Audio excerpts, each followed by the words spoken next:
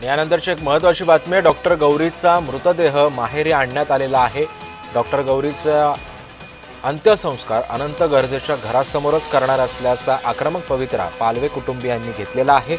पाथर्डीचे police पथक मौजे देवडे गावामध्ये तळ ठोकून आहेत। पोलिसांकडून नातेवाईकांची समजूत घालण्याचा सुद्धा प्रयत्न केला जातोय। 9 महिन्यांपूर्वीच या दोघांचं लग्न झालेलं होतं। लग्नानंतर दोघांमध्ये वाद झाले।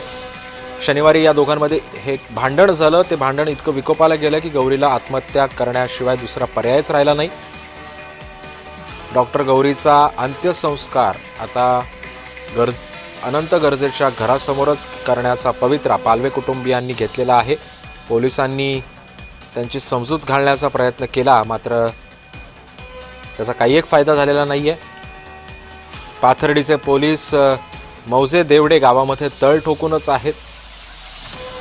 पोलिसांकडून नातेवाईकांची समजूत घालण्याचा सुद्धा प्रयत्न केला जातोय, मात्र नातेवाईक ऐकण्याच्या मनस्थितीमध्ये नाहीयेत।